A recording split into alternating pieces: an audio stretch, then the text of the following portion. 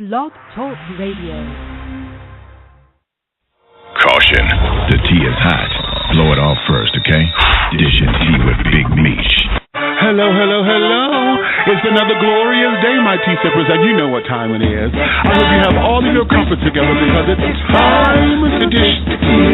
And you're dishing tea, darlings, with Big Meech. Can't wait. Time to dish tea with Big Meech. Time to dish tea with Big Meech. Time to dish tea with Big Meech. Time to dish tea with Big Meech. Darling.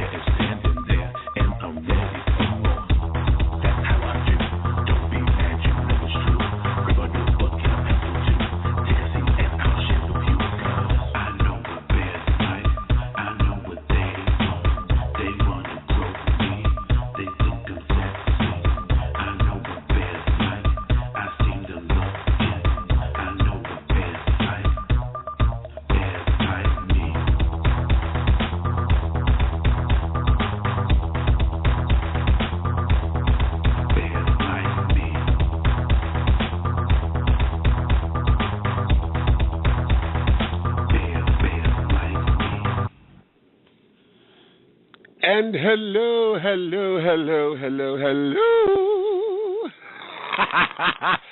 Hello out there to all of you in Blog Talk Land here in the United States and across the globe. Hello out there to my children over there in Germany and Italy and the Caribbean islands and all of you at the sound of my voice. Honey, you know what time it is. It's another glorious Wednesday. And, honey, I know you have all of your comments together, baby, because it's time to dish tea, and you're dishing tea, darlings, with Big Meech. Yes, my babies, honey. First off, let me give a tremendous, wonderful birthday shout-out to the legacy of Dr. Martin Luther King. Today is the official date of his birth. And this coming Monday, the 20th, is when we're going to have the observation day for and recognizing his birthday. Y'all know the third Monday of January is always MLK Day. However, this weekend here in the ATL, we will be having Martin Luther King Jr. festivities and carrying on. It's going to be something, well, let me see. How can I? No, honey, I'm gonna just say it like I want to say it. It's going to be one of those kinds of things. There's a myriad of things that's going on that's going to be surrounding his birthday. However, here in Atlanta, MLK Weekend has been deemed Black Gay Pride Junior. Okay, so we have a lot of things that's going on down here. We not necessarily would be gridlocked like we are in September, but we do have a number of things going on this weekend. And my guest today that I'm bringing on is going to be in town to be performing and carrying on, but we're going to get into that a little bit later, because what I have to do is tell you guys this right now.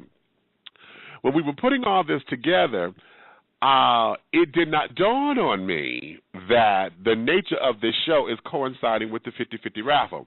So I know I have a number of you who are listening who are looking to see if you're going to be the winner of this raffle. Yes, today we're going to draw the ticket to see who's going to win the raffle today. Y'all know we had the fundraiser going on for the 50-50 raffle, and we were looking to sell all 1,000 of these tickets. However, we did not. Okay, but we did sell 402 tickets. So of those 402 tickets, that's $402 of the 50-50. The winner is going to receive $201. Okay, so having said all that, I am going to be pulling the ticket after we come back out of the commercial break, because with today being the nature of this show, this is a highly adult-themed show. Honey, I'm not pulling no punches. My language is not going to be all that pretty, and I know I have a number of folks, honey, who may not like to hear that kind of language or talk that kind of talk, because we're talking sex very vulgarly today. At least I will be. Okay? So I want to get the raffle and things out of the way, so for those of you who do not care for that kind of conversation, you guys, can quietly dismiss yourselves. I thank you for tuning in, and we will see you guys next week at that particular time, and you'll come back in, because next week we're going to have Gerald Austin from the Manhattans. Yes, he's going to be on next week with us. So having said all that, yes, today is the raffle, and we're going to make sure that we're going to do all this in that particular capacity to see who wins and blah, blah, blah. So get your tickets out, because I will be doing that momentarily, okay? Now, having said all that, let me go here. I started doing this, and I think I like it this way, because it keeps me from having to repeat myself over and over and over and over and over and over and over and over. Dishing Tea with Big Meech is for mature audiences, and the language and or subject matters that you hear on this program are not suitable for children or anyone who is not mature or responsible enough to handle the subject matters. So your listening discretion is advised. Okay, you heard me? Okay, you heard me, honey. No, this is not the kind of show for that, honey. Adult language, this is not for children, and et cetera, et cetera. So, having said all that, if you're tuning in by computer and wish to call in and want to say hello to my guest today, you can call in at 347-205-9183. That's 347-205-9183. The tea room is open as well. I'm the only one in there right now, so come on over there, say hi. If you are going to or want to chat over there, make sure that you sign up and have a profile page together so that you can interact. Otherwise, you'll just be able to see what's going on and this, that, and the other. You won't be able to interact. You have a guest and a number by your particular entry and this, that, and the other. You won't be able to interact. But the tea room is open. Hello there, whoever just went over there. Hey, baby, I see you. I haven't put anything. Yeah, you see the screen is blank. I haven't put anything in there yet.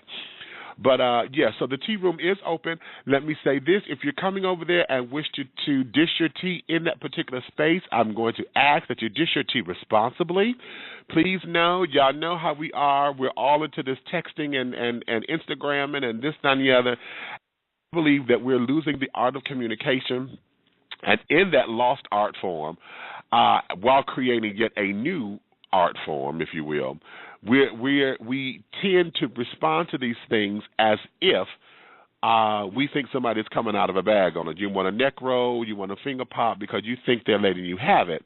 And that may not be the case because, like for me, a lot of folks who don't know how I talk or don't know my particular vernacular and this, that, and the other, or my slur on words and all of that, they may think I'm trying to come for them.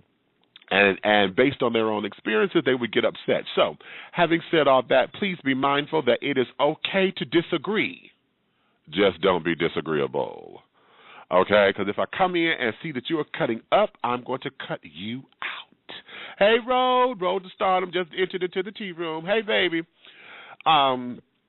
So, having said all that, dish your tea over there responsibly for me, please, okay? Responsibly. All right? Thank you ever so much. I do have a couple of announcements. Of course, today is the 50-50 raffle, as I just said, so we will be announcing the winner of that raffle, so get your tickets together, those of you who've brought tickets, and stand by the phone, because if your phone number is on your ticket stub, I will be calling you live from the air, okay? So stand by for that. Also, Big Boy Pride is still going on. Registration is still together. Today is the last day for you to register and still be able to get a refund. So if you've already registered and you've come into a slight little do-I-diddy and feel as though you can't come in on it or whatever, today is the day that you will have be able to get a refund minus $25 for the administration fees. So today is that day. After today, midnight today, honey, that's it. You will be forfeit. Trust me. It happened to me twice. Okay, trust you me. Okay, so, but registration is still going on up until February 5th, I do believe. But to get the more accurate information, go to www.bigboypride.com. That's www.bigboypride.com. Big Boy Pride is going on April 3rd through the 7th, 2014, of course, in Orlando, Florida, over at the Parliament House, honey. So, for those of you who are coming or whatever, make sure you go and register now. Registration is $115. That only covers your registration. And when you go there, you will have to pay for one room, a deposit for one night of your room stay. So make sure you have all of that together on your card, okay? Plus all the applicable taxes and this, that, and the third. So www.bigboypride.com. I'm not telling you if I'm going to come or not. As y'all just heard, I've had to forfeit twice because of my health, and y'all know. The last 3 years, honey, I've been trying to get there and have it. So I figure if I don't say whether or not I'm coming and have no definitives and no definites, if I show up, I'll be there, okay? And if I get there, no, I got 3 years to make up for, so watch out. Ha! Okay? So there is that. So keep your mind and keep your mind on that, and also be willing to go through and make the necessary adjustments and govern yourselves accordingly for that particular event. Okay.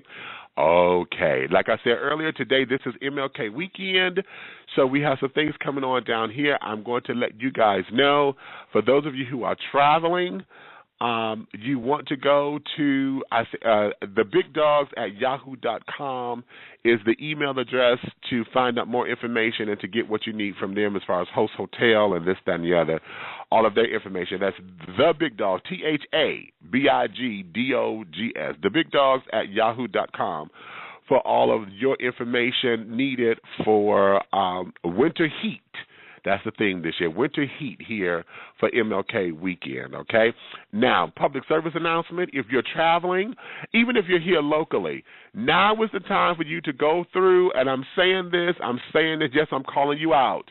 Now is the time for you to go through, look at all of your condoms and the expiration dates on all of your condoms. I'm sure I don't have that problem because most of you who I'm talking to are going to attend this event are probably sexually active and have plethoras of them at your disposal. However, if you use these events, honey, to come out and let your inner hoe out, check your condom expiration dates before you leave. So that way, if they're old, you could discard them and you will not run into problems. You understand what I'm saying? Please understand what I'm saying. Please understand what I'm saying. Also, a public service announcement, go get your HIV test done now. It only takes 20 minutes so that you know your status before going. If you're going to go play and play hard, take care of yourself and be responsible, okay?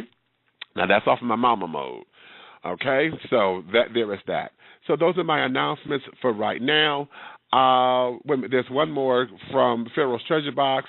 Coming up in March, we do have the Art of Poetry set coming up in March. Every Saturday, every weekend in March, we do have an event coming up that's going to be at the MLK Community Center, and we're looking for vendors to come on out. So I will have more information from you in just a few moments on the poetry of art, okay? So having said all that, let me take a commercial break because it's time for me to swallow and take another sip of this tea. And then when I come back from this break, before we bring on my guest, we will have the 50-50 raffle, and I will announce who has just won half of the pot. We sold 402 tickets, so half of the pot would be $201 going to our winner today. So let me do this, and when we come back, we'll do it. Talk to you in a second.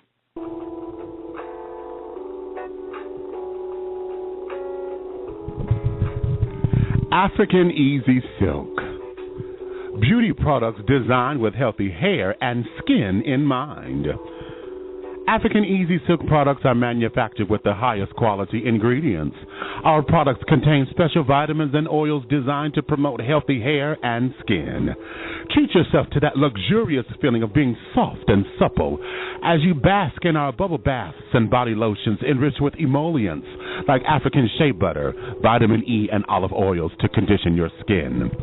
Delight in the wonders of the African Easy Silk hair care maintenance system and relaxers formulated to promote hair growth while leaving your hair soft and silky.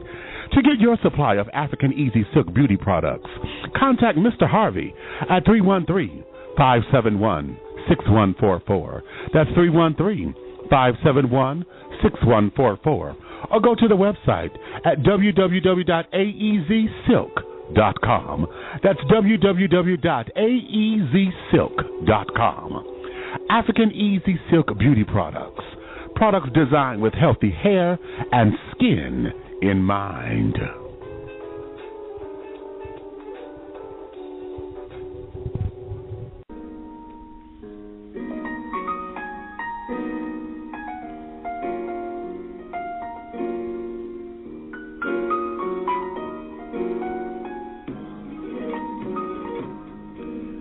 Trigg Laboratories manufactures premium sexual wellness and consumer health care products and is the parent company of Wet International Incorporated, one of the world's best-selling lines of personal lubricants and intimacy products. We carry a large variety of personal and flavored lubricants, flavored heating massage lotions, and aromatherapy heating massage oils. Whether you need a little or a lot, Wet has you covered. Our line of high-quality, innovative, and unique products are formulated using only the finest ingredients at our FDA-approved facility, meeting the strictest manufacturing standards. Wet is available worldwide at specialty stores and online retailers and at pharmacies nationwide. For more information or to find a retailer near you, log on to www.stayswetlonger.com. Trigg Laboratories. We create fun, quality, trusted products to innovate your intimacy.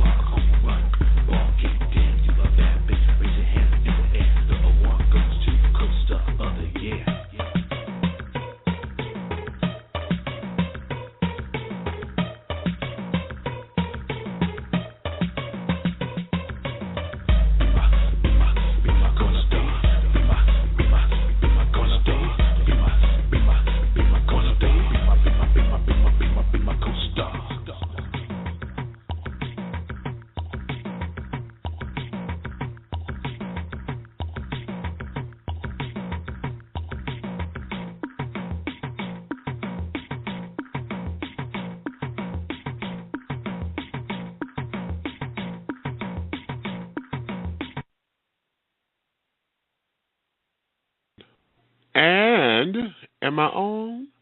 Okay, there we go. Hello, and we are back. We are back. If you're just tuning in with us, honey, thank you for your time, your love, and your support. We are going to get into this thing here, honey.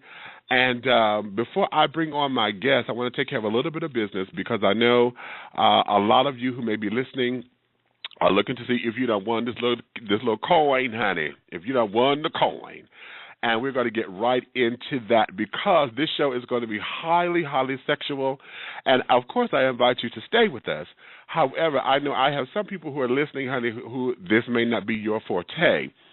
So having said all that, I'm going to do the drawing now so that you can get that worry off of you, and then you go ahead on and quietly exit and go ahead on with the rest of your day. It won't hurt my feelings.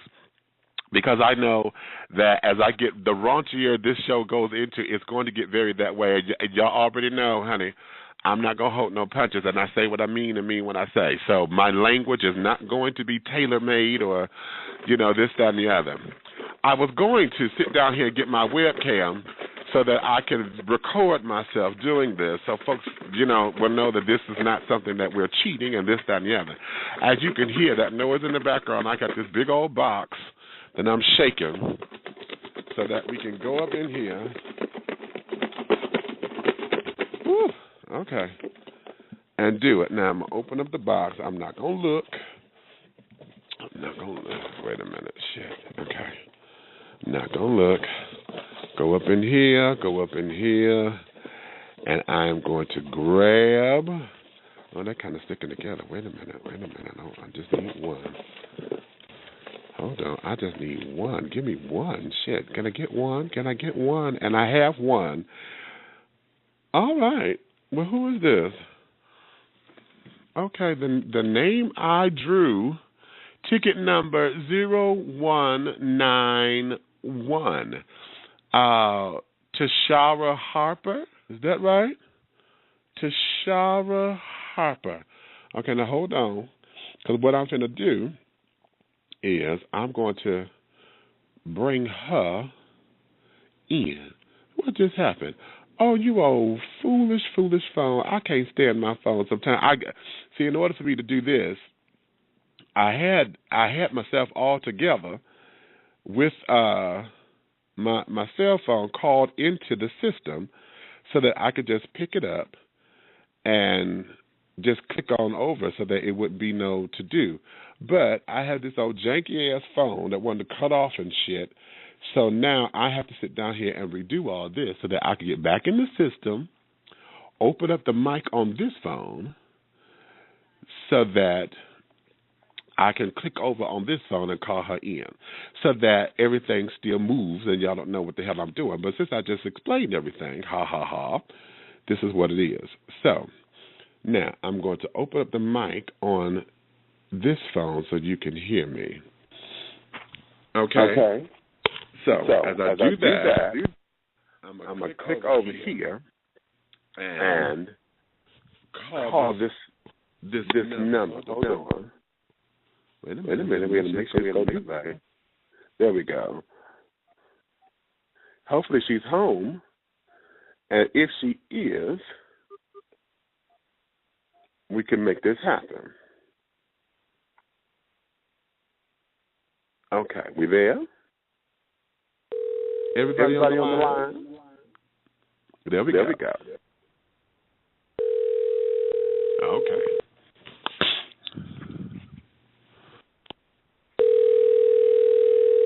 Now, this is where it's going to get cute. Because...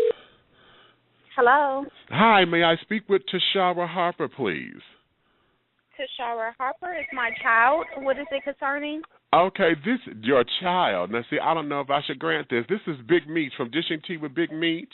You bought a lottery ticket, 50-50 raffle ticket, honey, and you put Tashara's name on it, and I'm calling to let you know that you are the winner of the 50-50 raffle of $201. Yay! I'm so happy. Thank you. Oh, goodness.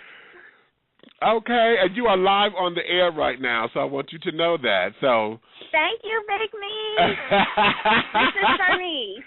Hey! Hi. Girl, you okay? See, you finna go and put this money up for the baby. Yes. I didn't even know all that. Yes.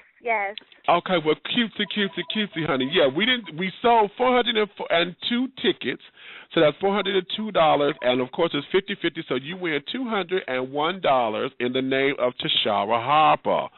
So, thank you. Okay, so beat that as it may. Now, here's the thing. I have your phone number here, and since we already have your particular information, I don't have to call you back to get your address and everything. We want to make sure that you get all this out. So what I want to do is I'm going to go ahead on with the show and let everybody know Tashara Harper, care of her mom, Sharnice, has won the $201 from the 50-50 raffle, and thank you for supporting No Time for the Pain, and thank you for letting us do all of that, okay? So having said all that, give me a shout-out, honey. Who you dishing tea with? Big Me. Okay. And I'm at work, so I got to go. You got to go. Oh, see that? See how it works. Bye, girl. Bye. Okay, bye.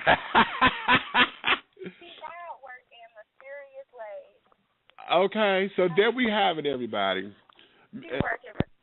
Oh, wait a minute. Let me make sure she's gone.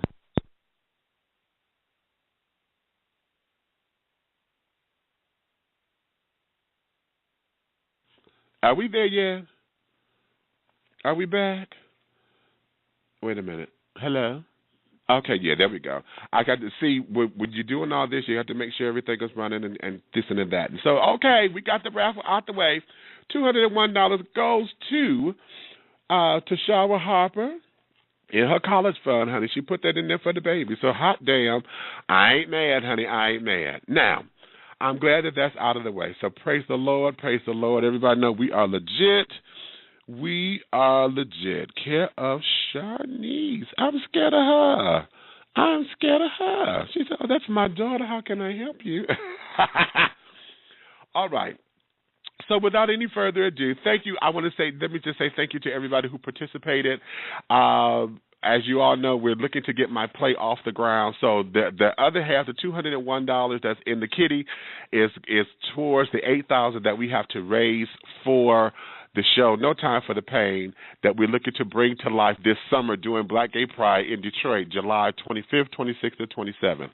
So for more information, please go to www.dishingtea.com, and you can find our other campaign, our GoFundMe campaign. If you didn't participate here or couldn't participate in the raffle tickets and still would like to donate or whatever, please go there. You can find out how you can donate there with us to bring our vision to a reality, okay? So, having said all that, all right, now remove all the children and everybody else because now we're going to get into the raunchy sex talk, okay? Because my guest today, as you've been hearing, the music that I've been playing is his music, okay? I called today's show Having Chocolate Cake with my co-star. This is Mr. Tony Banks. And we're going to kick off the MLK Weekend with someone who is going to set it off in the way that only the big boys can and will appreciate. Our guest today is better known in the bear world as a force to be reckoned with, as he has become a symbol of African-American sexiness in the bear big boy community. His work in the adult entertainment industry has many of us wishing we were on the set with him in more ways than one. His modeling career has given us the fortitude to become more confident in who we are as a man of size. His music keeps us wanting to embrace our sensual sexual sides without excuses. Mr. Tony Banks will be dishing his tea on what it means to be in a business where superficiality can be mistaken for its creed, but there is a whole lot more. We will explore his music, get into the insight to his plight in creating a world where a bear or a big boy can come out of hibernation and exist among the rest of the world in peace. So I know you have plenty and all of your crumpets together, because, my darling, without any further ado, this is the one and only. This is Mr. Tony Banks. Hey, baby, what's up? How you doing? Oh, I am the world digital radio. How you guys doing out there? Baby, we are love, honey. Oh, just all of the above and beyond, honey, just making it happen. Let me say thank you for coming on and for taking up a little bit of time with us so that we can get to know you on a little bit more personal, not intimate, but personal level, so that we can understand a little bit more of what makes Tony function, what makes Tony tick. And so for those of us who still fantasize about who Tony is and this, that, and the other, we can just get into a glimpse of all of that and make some things happen, okay? That's great. I was just listening to the show while editing some porn anyway, multitasking as I normally do. Got to make some money. Well, well, then let's start there. No.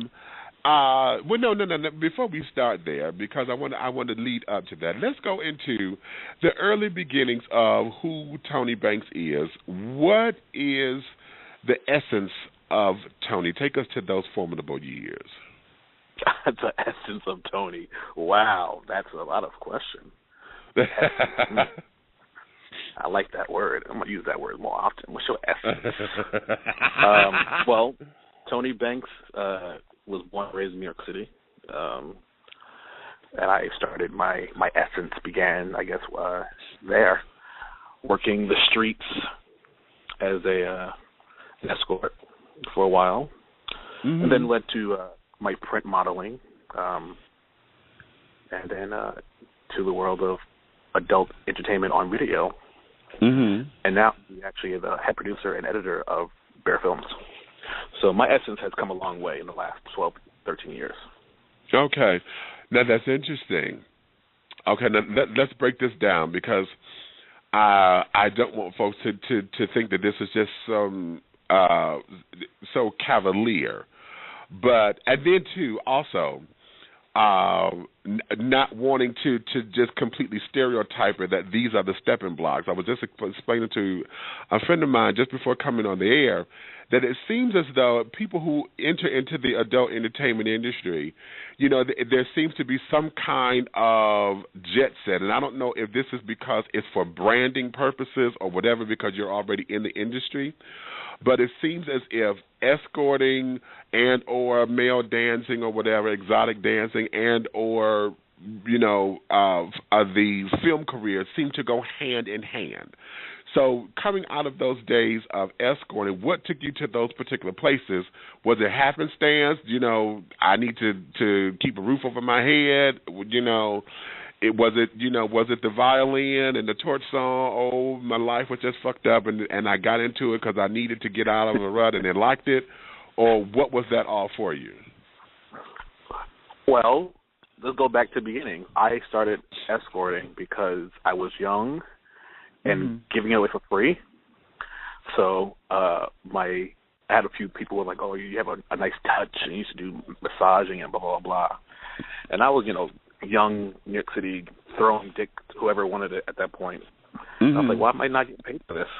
So it was purely, I was a sexual being anyway. If people wanted it and they're going to pay for it, then I might as well charge them. So it wasn't like I needed the money or I needed to do it. I was like, hey, I'm having sex anyway, so I might as well get paid for it. I know my clientele was a certain niche market that was being, a lot of guys who escort want guys who are like themselves, muscled and trying to, cut up and go to the gym. And blah, blah, blah. Right. Well, I was the guy who was like, I'll take the older guys, I'll take the big boys, I'll take the fat guys, I'll take the older gentlemen, I'll take all of the guys you guys throw away, I'll take them all, because that's my kind of guy anyway. So it just made sense for me to be giving away for free. I might as well make some money off of it. And I did for a long time. Okay, let me play devil's advocate here. Let me play devil's advocate right here. Because, as you know, our community is always falters with, the self-esteem issues and this, that, and the other. Would you say that in your younger days that you exploited that to a degree, or was it just, I'm attracted to this kind of guy and I just happen to be in this particular circle?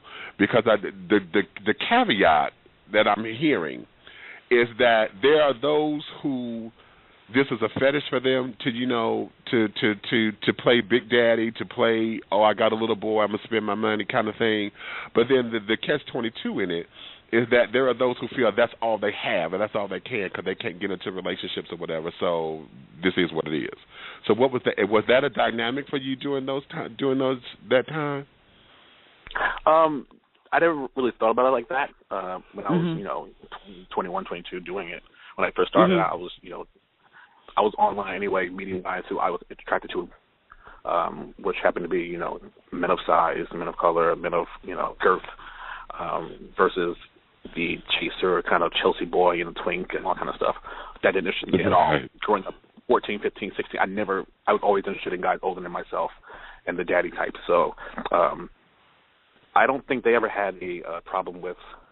I don't know actually. I guess you have to ask my clients. I don't know if they have any self-esteem issues. That's a good question. I never really thought about it like that. Because a lot of guys I was doing, I had for clients I would do for free anyway. So it wasn't a matter of you have to do me for money. There are plenty of guys who you could have out there, but I guess you wanted the professional touch of a man like me versus some twink or trick who can come and rob you and all that kind of stuff. I'm very professional. I do my business. I'm a good guy. Okay. Very interesting. Very interesting. Okay, now making the transition, going from escorting to print work, what was that dynamic, and how did you adjust to the change? Well, it started. Let me go back to the beginning of that. So I got into print modeling clearly by accident. It was 100% by accident. God, rain, or whatever you want to call it, chance, fate, whatever you want to call it. I was down in the village of New York City, looking for a little something, and I just happened to find a guy who I thought was attractive, and he went into this kind of like a little bookstore with a magazine shop, not a porn shop, but like get your magazine, your newspaper, your candy, your gum. And they had a magazine there called 100% Beef. So I, in my wisdom, picked up the magazine to let him know that I was into guys like him. And he read it instantly. The connection was, I got it. So we talked a little bit, and I decided to buy the magazine. We were going to hook up late that night. And in the editor's note, it was about the wolf factor and what it takes to be a model for the magazine. So on a whim, after the next morning after we were finished, whatever, I emailed the editor some pictures. I was like, yeah, I don't know if it's what you're looking for, but hey, I'm going to throw it out there anyway. And like 2 days later, I got, Dear Tony Banks, Wolf, we want you to be in our magazine. And I was like, okay. And like a month later, I was in New Jersey taking pictures with a photographer. And then a month later after that, my magazine was out. My pictures were in a magazine. And then like 2 months later, it was like in a best of for that year. So it just started that way. There was no, I'm going to set off to be a print model. It was, and that's how most of my things happen. I never set out to be anything special. I just try my luck and see what happens. And it's got me so far pretty nice places. Okay. Now let's take the next. Let's take the next jaunt into the next step, coming out of print work and going into video film work. Describe that transition. That was, again, me applying to a website, and year after year after year, it was like, well, are you going to be in this location? No, I'm not going to be there. Are you going to be in this location? No, I'm not going to be there. So then one year, it is all in Orlando, actually, at the Parliament House. It all worked out that we were all going to be in the same place at the same time, and I had my break, and I took it. And that was all she wrote, pretty much. Okay. I did my first scene, and then I did some more scenes later on, and I became, a producer for the company while being a model. And then it's transitioned to me being head producer and editor for the company. Interesting. Okay, now let me go here, because in all of this, I'm sure folks out there, as they're listening, they're hearing the smoothness of all of this. Let me break this down just a little bit between each caveat, and let's go with your mental adjustments. Because I'm sure as you were understanding your sexuality, understanding your attractions, understanding coming into this as a businessman, what was it that you had to release or understand in your mind in order to say, yes, I can accept this, yes, I can do this, yes, I can do that, versus being a kid who says, okay, I'm just a black boy with a dick, and I just like using my dick. You know, coming out of that young, dumb, full of cum kind of mindset, going into the businessman. I always, you know, when you're escorting the way I did it, not as a necessity or a need to do it because of a bad situation, you have less stress when you're thinking about it, like, oh, I got to do this in order to make a buck or not pay my rent. It was me saying, okay, I'm doing this because I want to do it, and I have some extra money now, so I can do other things. But it wasn't like I needed to do it. I had a full-time job working, you know, regular 9 to 5, and I did this on the side. Even while in a relationship, I still did it because it was extra money for the household and extra money for my pocket. So that mindset right there was all about business. It wasn't about, I have to do this. It was like, okay, how can I work this to get this thing and make this happen and go on these trips and do this and that. So my mindset was already a business. I had my websites, and I knew guys, and I traveled accordingly, and, you know, I never had to do it to make ends meet. So that was a good start. So then when I created, you know, my essence, as you say, okay. I knew exactly what I knew. I knew who I was. I knew what direction I was going in each caveat of my career. When I started the point where I did the editor's note and said, hey, I'm not sure if you're looking for it or not, but this is me. And he said yes. That right there put me on the road to be like, okay, I can do this. I'm a black male in the Boi community who people want to see. So let me put it out there like that. I got things that I wanted to get from it, and I progressed on. I said, okay, now I want to take to the next level and see what the model video thing's about. You know, 'cause I'm having sex anyway, so I'll put it on video. I have this background already, this little fan base growing up there. Let me see what I can do with this. And so I put it on video. But again, it was never I need to do this, I want to do this. It was like, okay, this is cool, let me try it. And this is where, that's why I think me doing what I'm doing now is easy, because I've done everything in the industry just about to make myself who I am now, to take my next steps, whether it be music or producer or a business owner or whatever the case may be for the next future. I've already set myself up going through every single layer of the industry, except for stripping. I never did stripping because, that's a whole other thing of body shape and image and blah, blah, blah. But everything else I've done. So when people are like, oh, I want to try this, I can say, well, this is what I did. This is how I did it. But don't make you feel like you have to do it like the way I did it, or don't make it feel like you have to do this. You shouldn't have to feel like you have to do anything. Just live your life the way you want to feel fit. You'll be fine. Okay. Okay, now, as you were saying all of that, there's a few questions here that are rocking me. Your comfortability in yourself is amazing. How is it that you maintain your sense of your integrity and going into, anytime we talk about the business of sex and going into this as, if anybody market it as a career, anybody looking to get into it, whether it is out of need, out of want, or whatever, society sits up there and puts that moniker on it, that whole stigma of, okay, you ain't got Jesus, you ain't nothing but the devil incarnate, honey. Oh, how dare you, how dare you. Oh, you ain't nothing but a hoe. Oh, you just this. Oh, you just that. How were you able to maintain, your sense of self against the naysayers, those who, wanted to bash it and this, that, and the other, and may continue to do so? I have a strong belief in, I came in this world by myself. I'm living by myself. The way I live my life is the way I live my life.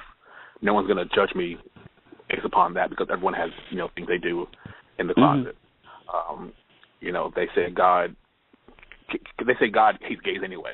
So me doing what I'm doing now isn't going to be any worse because I'm doing what everybody else is doing. Prostitution is one of the oldest precedents in the world. How about it? From, if anybody want to talk about that, then why haven't they stopped it doing it? Because it's acceptable at a level everyone knows is there. Everyone tries it. Everybody does it, blah, blah, blah. But if people want to, turn their nose up at it when they feel like it's coming close to them, but they'll do other stuff that's not prostitution. They'll sell drugs and smoke weed and do cocaine and beat their kids and have sex out of wedlock and everything else that God says is abomination. They'll do it when it comes to, oh, you're doing this or doing that. That can't be right. But yet you go, look at their back closet in their back room, you see all the shit they've done. So right. Right. Okay. Now, I don't care about naysayers. Okay. Well, then let's go here. In maintaining all of that, do you consider yourself to be a spiritual person? Is there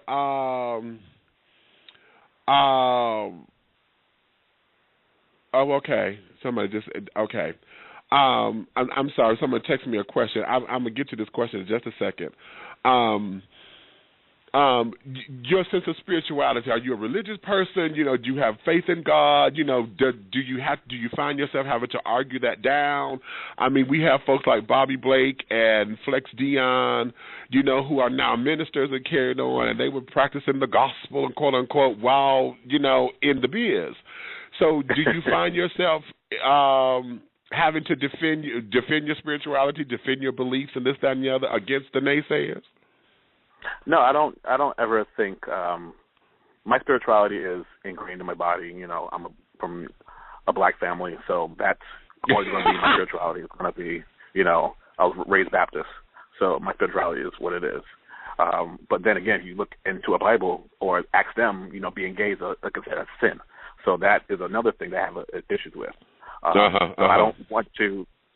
I never put my spirituality out there on my shoulder or my sleeve and say, I'm doing this because I'm doing this, but on the other side, I'm doing this as well. I believe in God, and He's my Savior, and I also believe that everything happens for a reason, and your path is set in stone. What you do and how you do it is set in stone already. So if I choose to do something like this, it's not me. My journey is set for me. I'm just making sure that I make the best of it while I can. Because I don't feel involved right now. Okay. If God was to tell me this is all over tomorrow, then that would be it. I couldn't do anything about that. I said, okay, it's over. Thank you for what I got, and I'm happy that I did it. But I'm never going to be the kind of guy who's like, oh, I shouldn't be doing this or I shouldn't be doing that because I don't think it's in God's nature or God's not. That's bullshit for me. My path is set for me a long time ago. And that's why I'm, successful in where I am now.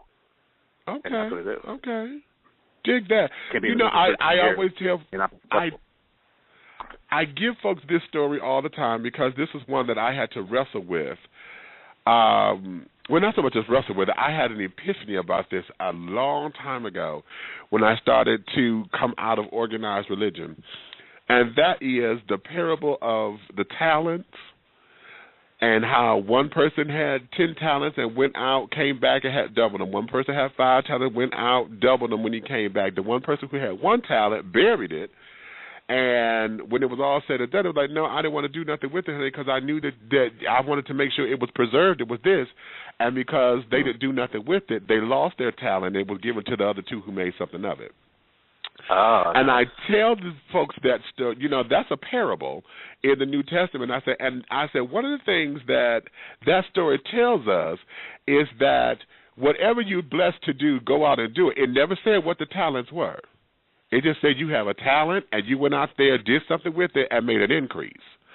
The thing of it is that we as people, we tend to put our own judgments, our own this, our own that on it, and because it may not be right for us, we end up casting judgment on it with somebody else and this, that, and the third. Now, I don't believe in any of using your talent that's going to hurt people and carry it on, because that destroys anything. But as long as you're doing something that's going to be for the greater good, okay, who are we to say that? So I always tell that to folks about talents and things because, just as you said, this here is what's affording me to get me where I am. This was the journey, and it may change tomorrow, but this is getting me to this particular point. So I love that. Exactly. I love that. Okay, I love that. Exactly. Yeah. I'm an entertainer. That's what I'm doing, entertaining people. just like, anybody who dances at a strip club or, back in the cowboy days, dancing in the saloons and all that kind of stuff. I'm an entertainer. That's what I do, entertain. People do their talents on screen in written scripts and all that stuff, and I do mine with my penis in people's asses. It's the same thing. Now, see, you know what? Don't you make me hot, boy. I like how you just said that shit. Don't you? Okay, now listen. Okay, my audience knows me very well, honey. I will clown in a minute, okay? Now, did I just start blushing? Damn. Oh, my God. I did not do that. Yes, I did. Okay. Let's go here. Let's go here. Because the question I asked earlier was about the whole idea of branding. Let me start with this question. And what is the brand of Tony Banks? What is your brand? What is the definition? What does it mean? What is it? What is your mission statement? What are you representing to the world? Entertaining the bear and big boy community in the best way I know how. That's what I'm trying to do. Whether it be printing magazines or doing events at bear runs, music, promoting different brands for different bear companies. I'm just bringing, big boy in the big bear community, a little of me through entertainment and adventures and, just making it my own for while I can. Nothing's guaranteed tomorrow. Okay. It's all gone. Okay. Okay. So that's what I'm trying to do. Make Tony Banks a household name in the bear and big boy community, but for good. Not, being an asshole or being a jerk or being controversial in any kind of particular way.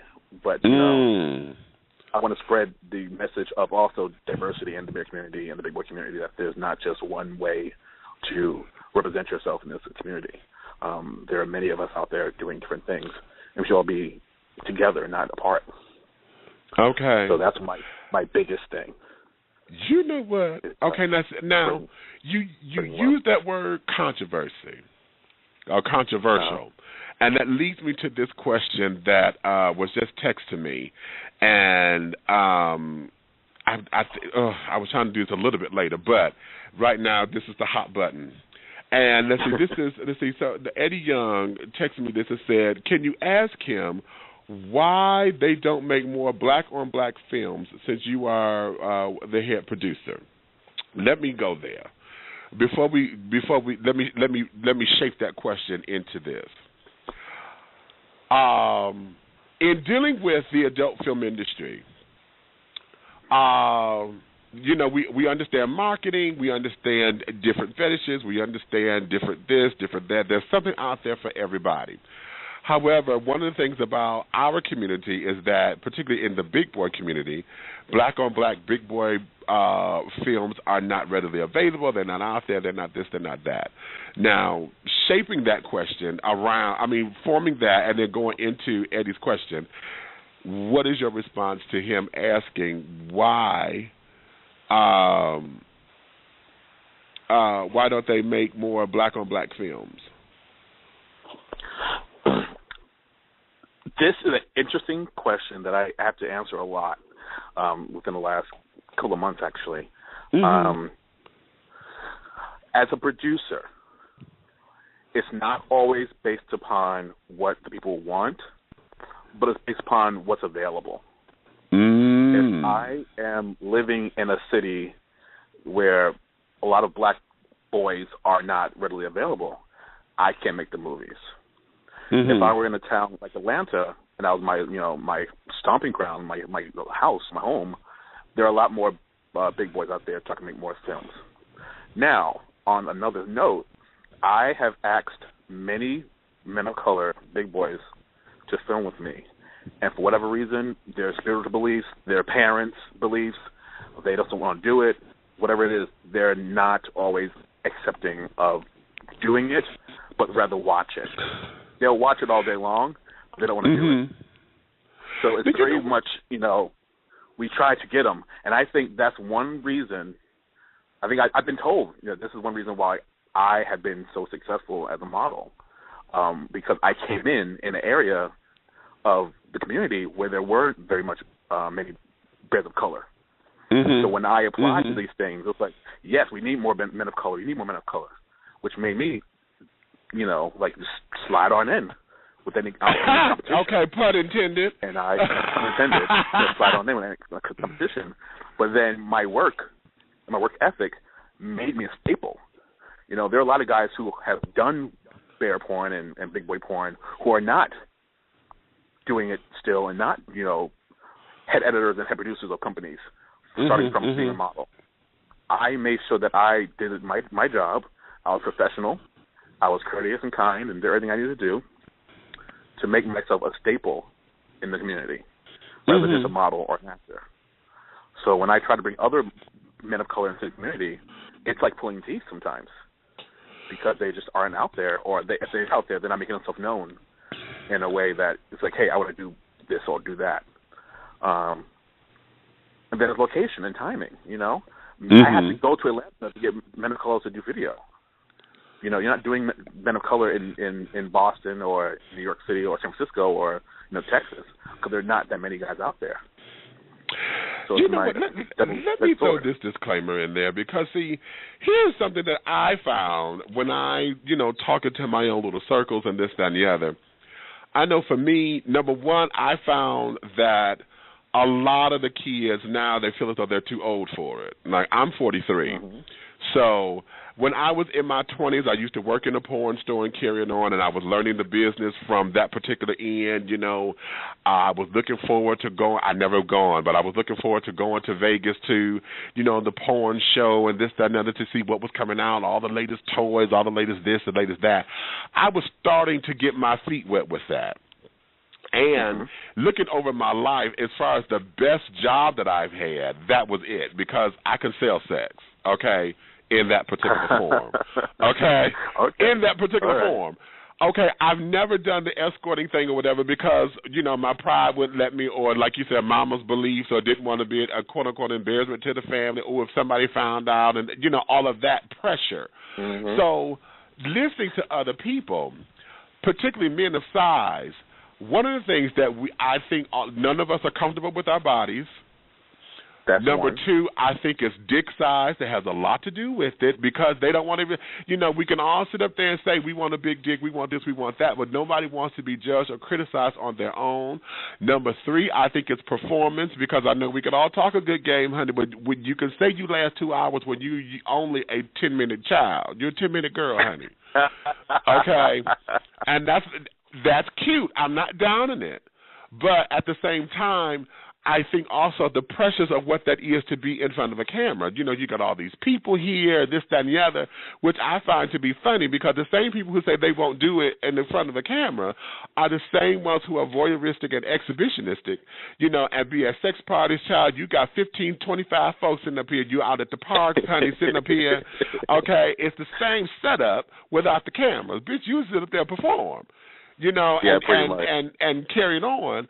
But that dynamic and then too, that when I had these discussions, this was like just as the internet was taking what it is now, taken to what is done, and so now that we are here where everything is so quick. I got my camera phone, and I could do a quick little amateur little vid, honey, a little 30-second, 45-second little clip. Or hell, well, for me, I got a 7-minute one out there. But, a 7-minute little doo-wop, and instantly, it could get out there, and once it's out there, it's out there. That I have no control over the image or whatever. I have no control over the scrutiny. I have no control over, not that you had it anyway, but whatever sense of control I think I may have in it, I've lost it, and I don't know what that is. So a lot of that, I think, within the black community, I think those are the areas that we face when coming to deal with it. And then at the same time, in dealing with those things, we sit there and point fingers at that because I'm tired of seeing white boys. I'm so tired of seeing white boys. I'm so tired of seeing white boys. But, they're the ones who really who go out there. They would give you all that. And then here's another thing, and you tell me if I'm right or wrong about this. The whole idea of masculine and feminine in our culture is what bothers us. because everybody wants to be hard. Everybody thinks that, porn is supposed to be this. And this is my question to you.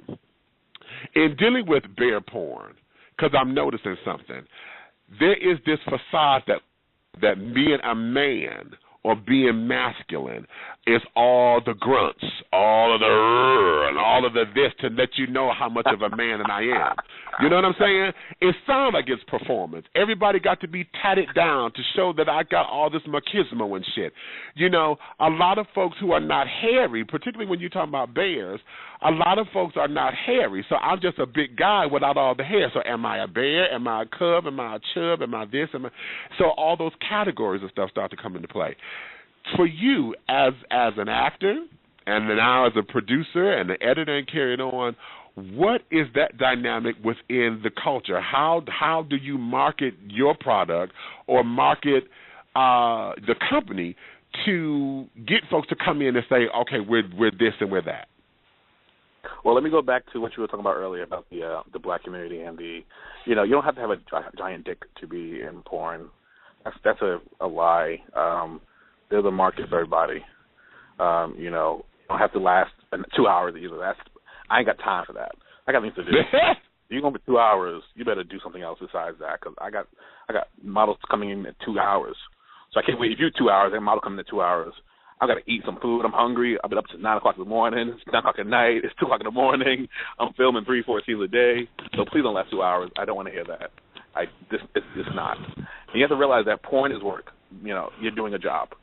If you're thinking that this porn life is all glitz and glamour, I'm going to fuck for a video, it's not. It's a lot of performance, like you were talking about earlier. It's sometimes the grunts and the gurs and all that kind of stuff. Because, verbal sex is fun. You don't want to just watch pound each other and not talk.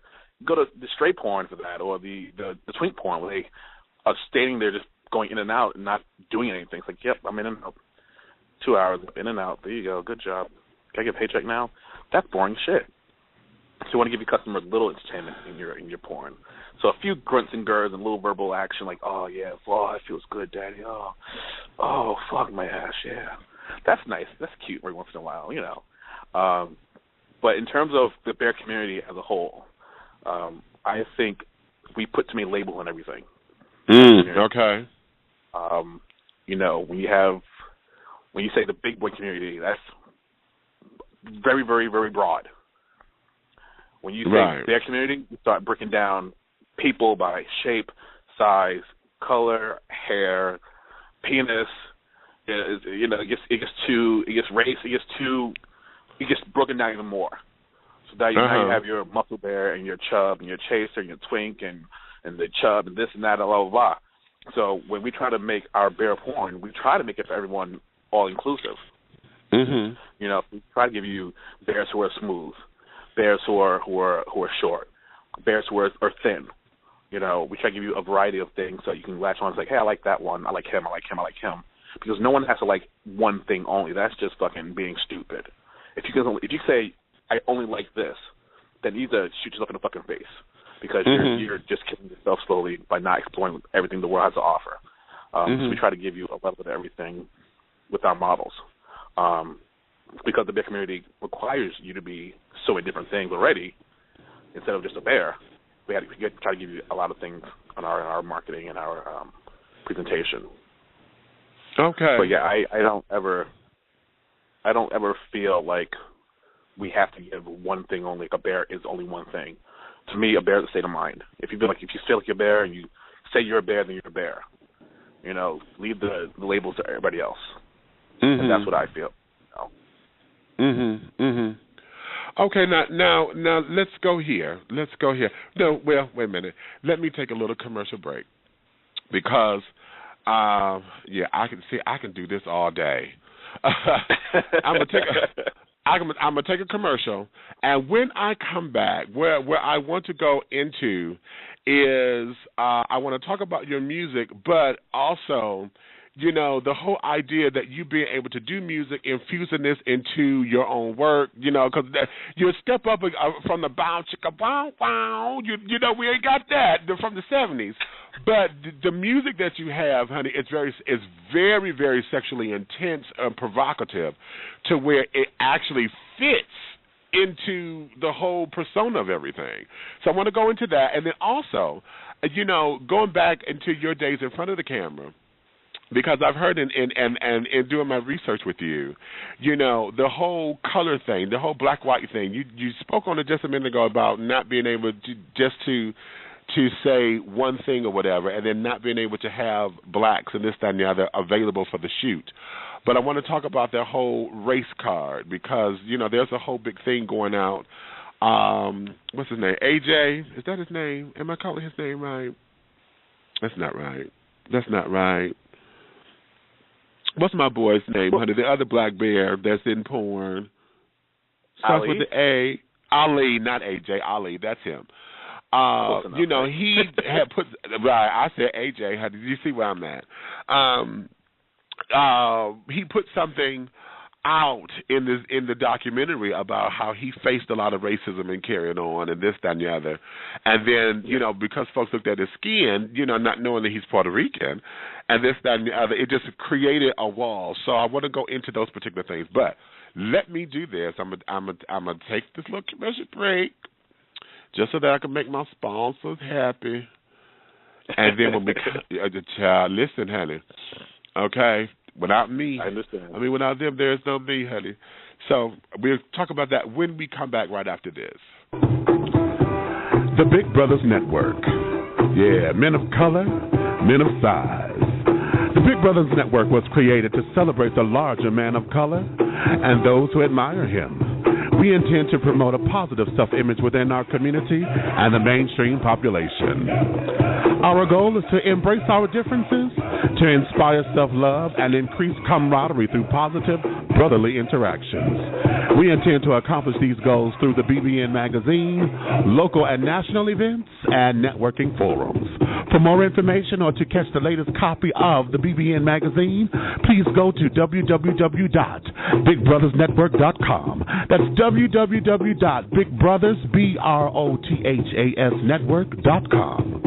The Big Brothers Network. Men of color, men of size.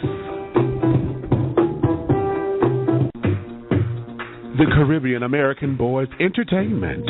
We specialize in jerk and conch food catering, party promotions and emceeing, entertainment with the Caribbean swagger, island fever on the mainland, bam bam. We also provide customized tour guides through gay-friendly Bahamas to all the hot spots of dining and club life events. Mr. Silvano T. DeMarco is the founder and CEO of the CABC. For more information, please contact him at CaribbeanBoysATL@yahoo.com. That's Caribbean Boys with a Z, ATL, @yahoo.com, or on Facebook at Facebook.com/Silvano T. DeMarco. That's Facebook.com/Silvano T. DMARCO. Caribbean American Boys Entertainment. Island fever on the mainland. Bam bam. Yeah. Tony Banks, baby. Got that chocolate cake for you. Put this cake to your face. But you got now to work it first. Let's go.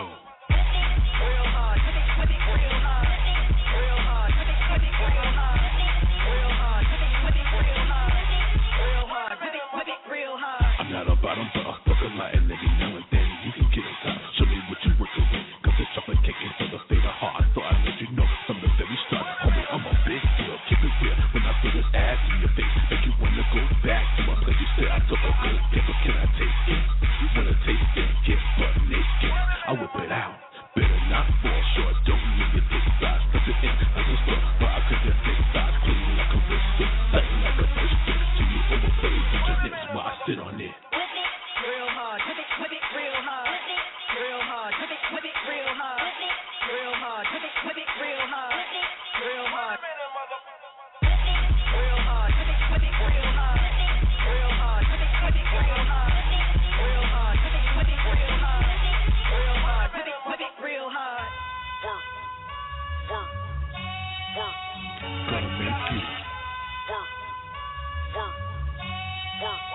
for the cake, baby. You want the cake, you gotta bust a few eggs with a real hard boy, like you going to a raid. Round and round, lick the spoon, get that taste on your tongue.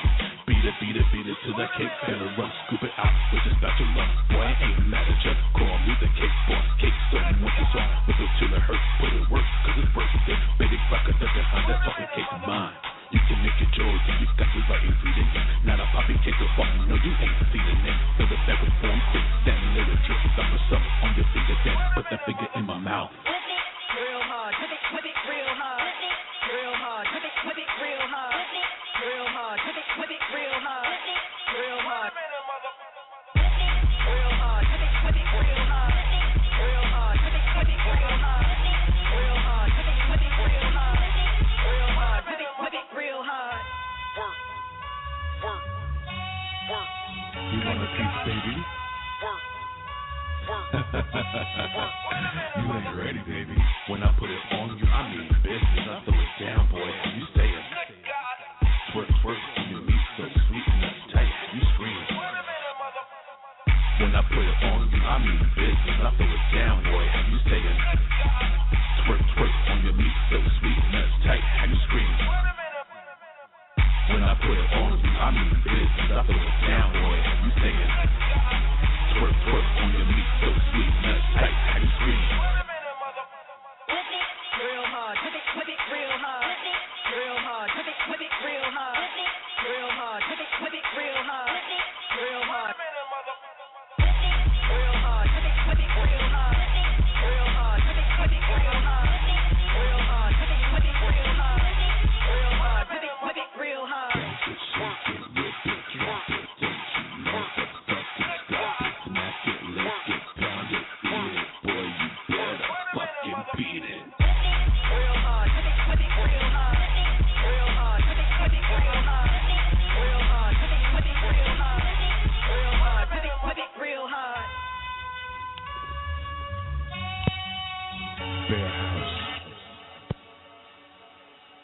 Hot damn. Now let me say thank you for allowing me to do that, because I know this is the teaser version of this, honey, because you got to go in here and do whatever else you need to do with this. But this motherfucker here, this one right here, that goddamn tagline, whip it, baby. Listen to me very carefully. Listen to me very, very carefully. Okay? That one right there epitomizes everything about your career for me. Does it? That motherfucking tune right there is everything. Okay? That is just the shit for me. That I said, oh my God, I can't stand this. It is catchy. It is very so in my head. I could go from cleaning the house to, oh, wait a minute, I don't care. I'm finna put my business out there. I can go from cleaning the house to eating ass to fucking, I could do all of that in the same, this song hits me in those kind of intervals. Okay? Nice. And I'm like, oh my God, this is too much. Baby, this is the tea. Okay? Absolute tea. Okay. So that song came about. That's a recent addition to my album coming out.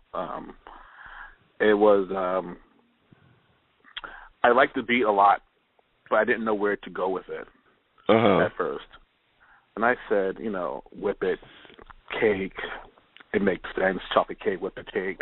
You gotta bake a cake. You gotta whip it with eggs and milk and blah blah blah. So I'm thinking, my whole album is called Chocolate Cake because of basically black ass, right? I am not a bottom. I bottom on occasion when people who I'm really attracted to or have connection with, then I'll bottom for them. But because I don't bottom doesn't mean I'm not a good bottom. Ooh. So I'll put that song out there, let people know I'm not a bottom, but I fuck a lot. And every now and then you can get on top. Show me what you're working with. Boy, did bottom, I say don't make me damn hot? So you're gonna make me bottom. You better bring it right. You better come correct. So that's what the song is about. But see, there too. Here's the play on that for me. because also a lot of people tend to, well, the big boy community itself and bears and all that end up gravitating into the S&M culture as well. Whether it's just for the aesthetics of how big boy, because we do look good in leather, but I do know that a lot of us do not know the culture itself. We just know leather, just wear it because of the look and for the aesthetics of it, and not really understanding it. And so to have this song, it just plays into that for me, because it goes into that whole dark side of what the culture can be and this, that, and the other. I mean, it just plays up it's a spanking the ass, watching a big old fat ass jiggle, all of that just plays into that for me. Yeah, get an ass. You know what I'm saying? All of that just plays, and then how you just describe that. See, I'm on this thing of having mind fucks now, just sit down there and stimulate my mind to take me there. How you just describe, I'm like, okay, say that like 5 times, child, and I can sit down here and just jack for the gods and would be good. Okay. Okay. All right. However, in having that and having the music as an extension, before we go into the music being the extension, let's address the whole idea of the race card into this particular into this business, because a lot of that I think was some of that may have been alluded in that question from that was texted over to me, as far as the black on black films and this, that, and the other, and you having being in a position of power, how can you help to alleviate some of that? I know you can't wave a magic wand or twitch your nose or whatever the case may be, but how can you, being a person in power now, make change in that? Because it seems, and I don't know if this is true, but it seems as if, it's not going anywhere because of the whole catch-22, the lack of availability, the lack of folks either don't want to do it or are afraid to do it. And then on top of those who are out there who just said, fuck it, I don't want to be bothered with that. That's not my thing. Or what I like to say, they hide their prejudices under their umbrella of preference. Mm-hmm. So how do you, as a person of power in the industry, how can you make change in dealing with the whole race relations within the industry? I've had talks with friends about this, about racial and the industry and stuff like that, particularly in the bear community and the big boy community. Mm-hmm. It's like you said, catch-22, because of the way that the black community in general sees being gay. Oh, very like good. You say, very good. You're in church one day and then you're on your knees the next day, and being black and gay is like a double crime, because you're black and then you're gay on top of that. So you have the people who are being oppressed, the African American community, now going level deeper and oppressing you and pushing you out of church because you're gay, and all that kind of stuff. So that's the first level of fixing it. It has to come from the community of, black Americans themselves, realizing that being gay is not a sin. It's not a bad thing. You're not going to hell with just like everybody else.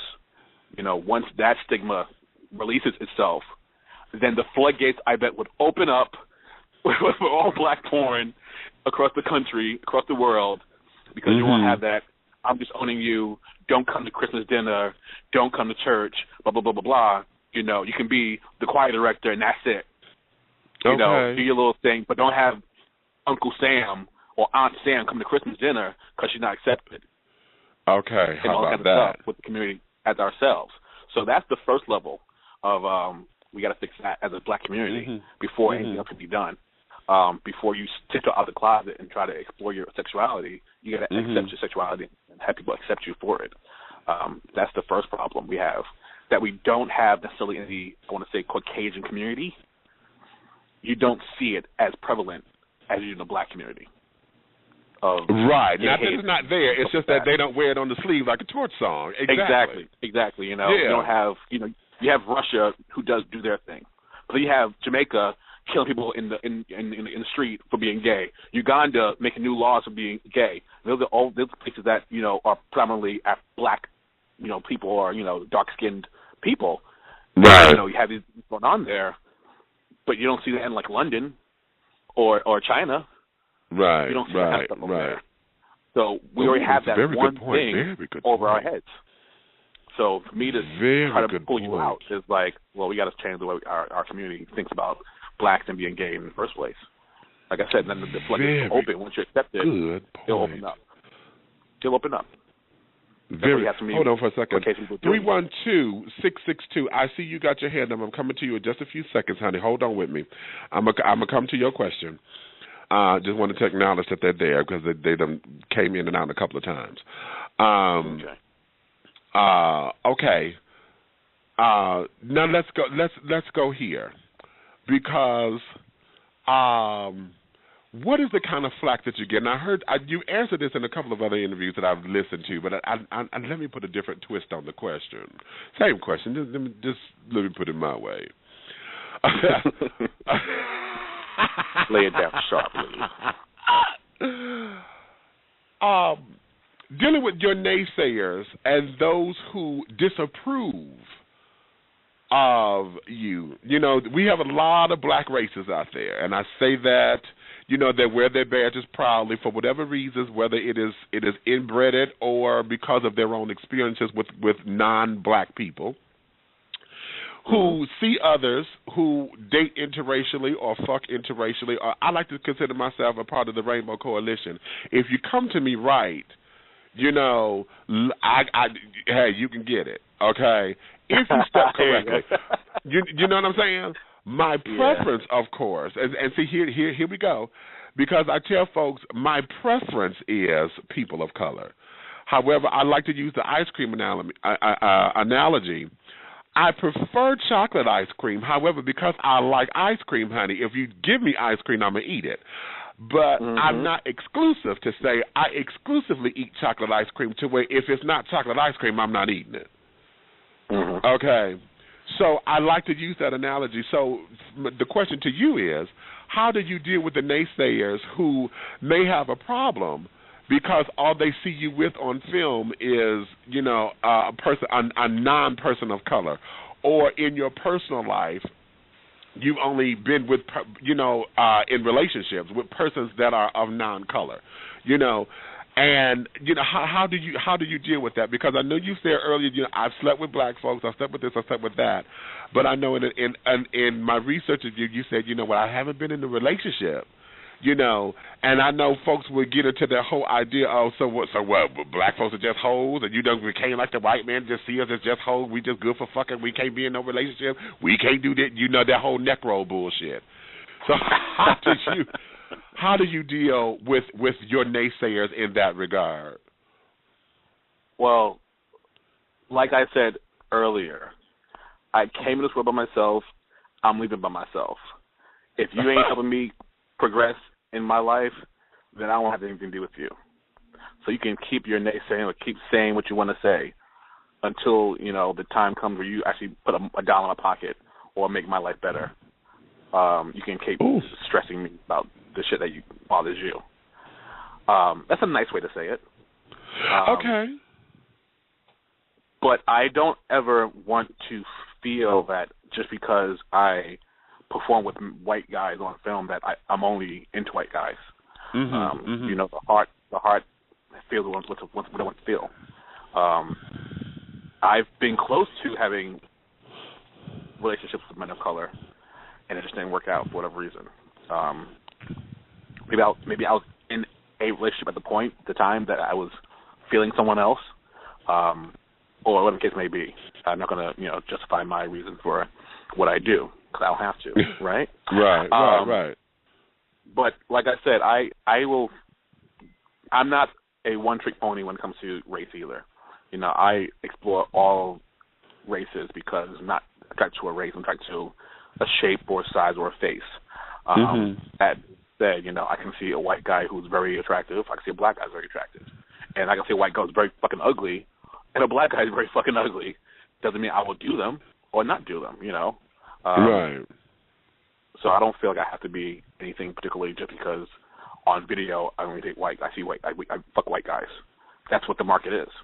You know, if there were a men of color that were, you know, I found attractive, I would fuck them too on film. Like I said, as an escort, I did everybody. I didn't care. And 99% of them were people who I would do anyway. Right. You know, even when I wasn't escorting, I found, you know, a men of color who were attractive at a bear run or whatever, and we had sex. Let it be Latino, Asian, white, Dominican, whatever you want to call it, you know. It was never oh, you're white, so I have to go with you because you're white, or you're black, so I have to go with you because you're black. You know, if you want to live in that bubble, again, shoot yourself in the fucking head because that's exploring the world better. And that's how I feel about it. Okay. Don't put your shit on me because I'm not putting my shit on you. Live All your right, life. what you eat. Moving on. What you eat. Don't make me shit, honey, so don't wipe it on me now, you hear? Exactly. Okay, let me go here. 312-662, 312-662. I'm bringing you on in with your question, honey. Hello there, my darling. You're dishing tea with Big Meech and Tony Banks. Hello, Big Meech. How are you?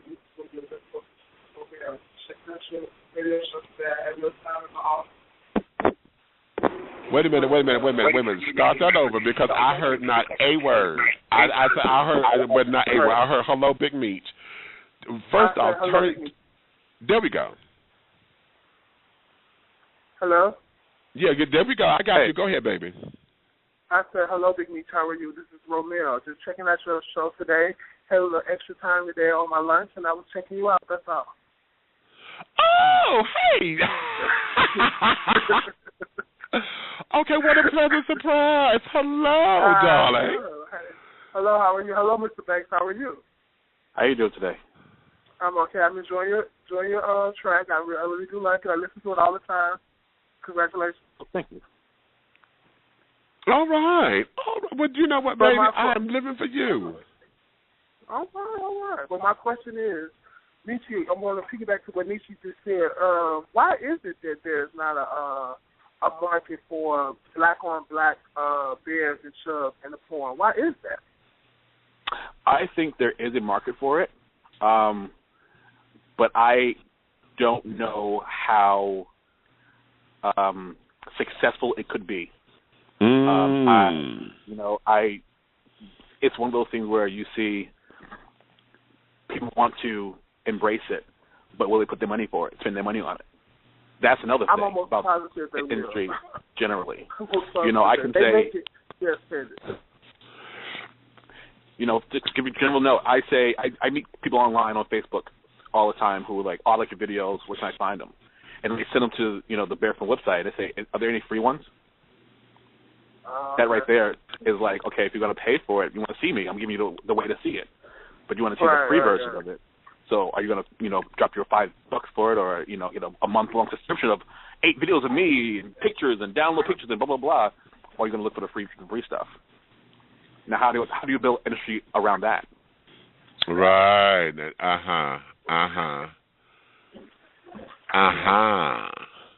Very good question. We were thinking about trying to get something like that started, but we just didn't know how to. Remember Misha? We just didn't know how to go about. And it was like it's what you said, Mr. Banks. A guy told me in New York, from New York, told me that that's a good idea. He was like, but it's just not a market out here for black-on-black chubs or black-on-black bears. And I was just like, really? Yeah, it's one of those things where you have to market it to very directly. I was asked by a guy recently about it. But it's a market for black-on-black thugs and this and that. But wow, it's weird. The industry is so weird. If you were to go to like the Big Boy Pride. Right. But see, even there, and being around the plethora of the guys or whatever, okay, and they come in all shapes and all sizes. And I'm finna go ahead and put my business out here because, with me, I recently had surgery. And, I've lost a lot of weight. I'm not as big as I once was. You know, I'm 170 pounds lighter. So, I was 460, and so now I'm at 290 now. And one of the issues that I go through, particularly here in Atlanta, is that the kids here, the big boy community, they know me, but to see me out or whatever is, oh, hey, girl, and that's it. Even at First Friday event that's at the Eagle or whatever, I get more conversation out of the white children than I do out of the black children whenever and I don't go often. I get more conversation. Okay, it's so and funny. so it's here like. Go ahead. No, go ahead. I'm sorry. Go ahead. No, and see, in understanding that market or that dynamic, I think what you hit on is just that everybody's looking for the free stuff or the X-tube stuff and this, that, and the other. I know for me, I do buy porn, but I also know that, hell, because I don't have to spend as much money on it as I used to anymore, because, hell, there's a clip here, there's a clip there. But, see, I'm old school to where if I see the clip, then I want to go see the full movie. You know, so I can see who the actor's name is. You know, I'm kind of learning directors and carrying on. I'm an actor anyway. I'm actor and a director. So I'm looking at different cuts as I'm learning how films are being shot or whatever. So I'm looking at this. I could tell if this scene has been looped. Okay, if this is a damn voice track, which I can't stand. I hate vocal voiceover tracks and shit. Okay, so when I'm looking at all of that, the music selection, why did you put a music track on this? You know, this is a hot-ass scene when we could have just really went for the real, you know, the sound effects from this. I want to hear the bed squeaking. I want to hear him slapping up against his ass up in here. Why you put a fucking music track on this? You know, that kind of shit. See, I'm one of those children. So because of that, you know, the industry is not there, and I don't know if we discredit ourselves because of it or what, but we as a community, even at events like Big Boy Pride or the Heatism that goes on in Miami in July, which I've not attended yet, but most of them children I've seen and carried on at other events. You know, when we all congregated together, I didn't mean it like that. There was no shade, no tea. There was no shade, no tea. You laugh and stop. Okay. Okay. Okay. But you know, but we circulate and we get around the way that we do, and so you know, when we're all in those concentrated areas, a lot of times, the mentality is learning how to get something for nothing, you know, and I'm gonna leave it there because see, that's gonna take me into a whole nother different thing. That's a whole nother show. But to piggyback on what you said earlier, though, you just said when you go out to the Eagles, most of the time, and being a big guy, you attract to them. That's how it is in Chicago for me. When I go out and to a big boy event or something like that, you know, a beer event, it's mostly predominantly white, and that's who are attracted to me. And then it's like the black guys that you do find that you are attracted to. Not to say I'm not attracted to white guys, but when I do find a black guy that I'm attracted to, he's not attracted to me, he's attracted to the white guy. So it's like, I think that's just around the board everywhere. But you know what? Well, that's the mentality of the black community altogether. Exactly, and then not so much as just the attraction, but it's also the interaction. Because see, now what I have to put in my head, see, I've been out for 28 years, so I've been out longer than some of these kids are old. Okay, and at 43 years old, you know, and then some of those who are in my age group or who have been my peers as far as gay culture is concerned. You know, some of them are messy as fuck, and I will put that out there. They're messy as fuck, and I've outgrown a lot of that shit. So part of that I know is me, because some of the bullshit that they do at these particular things, I've outgrown all that shit. I'm like, child, okay, there's got to be something better than this. Okay. But even the point of outgrowing, I don't even think you did some of the messy and the shade and shit that these children do these days. So I don't even think the point of view outgrown it. I think when you were, because I know when I was their age, being a big guy, I didn't do half the stuff that these messy kids are doing now. So I don't think it's so much. I think it's just a whole new upbringing. It's like I always say, this is a new gay. It's a new gay. People get mad when I say that's a good. This is a new gay. Perfect, because see now, Tony, taking that on, and 248-915. I'm coming to you in just a second. I see your hand up. Taking that as far as the quote unquote new gay, dealing with this in the industry as a producer, and as you're editing all this down, what does that mean to you? Because in bringing in new models, bringing in folks who claim they want to be in the business, don't have the work ethic, thinking that, okay, no, this is going to be a 6-hour shoot. Okay, not that you fucking for 6 hours, honey. You're on set now. Like I said, as an actor, honey, being on the film set, honey, it takes all day to shoot a goddamn film because most of that is setting the lights, making sure this works, that works. You're sitting down. You got to do this. You got to do that. Then we got to take a lunch break. We got to do this because it's work. Okay, what does that mean to you coming in, the new gay, and looking at this from that particular perspective? I don't. It's funny because I don't deal with a lot of young people in this industry. Okay. You know, I guess you could say like our average age is like 30 to 40 years old. So you don't see a lot of But they actually, kids. see some of the 30s and 40s big guys and bears acting just as silly as the young ones. But continue on. Go ahead. Well, not on video because they know. I make sure they know that porn is work. Porn is work. I'll let everybody out there know this is not, I'm going to fuck on the film. No, porn is work. Doing pictures, getting hard. Doing pictures again, getting hard. Doing pictures again, getting hard. You got to get hard 3 times in an hour and holding it for 25, 35 minutes. And now you got to fuck. And you got to get it hard and then come again. You got to come. If you can't do that, then we can't use you. The mentality is always porn is work. I made a shirt for it. It will be worn in Atlanta. Porn is work. So everybody out there who wants to think about, the mentality is a little different when the old people. Okay, here's something where you went to that I think is an area that we haven't talked about as far as gay culture is concerned, and that is ageism. Okay, now I'm throwing my age out there because as a person over 40 now, that is a whole new dynamic, and a lot of things, particularly those who are looking into this. My friend, a friend of mine was just saying, he asked me today, getting ready for this interview, is this something that I've thought about doing? And I said, when I was in my 20s and stuff, yeah, because I was hot, I was a firecracker, at that particular time, shit, I could come back to back 4, 5, 6 different times because I stay hot like that. Now, my sex drive is still hot like that, but shit, my body don't respond the same way anymore. I can perform. I'll sit down there. I could eat ass for 7 hours. As long as I got some knee pads or whatever, I'm good because I don't need to run no blood burns. Bitch, okay, stop. Okay, I could do that.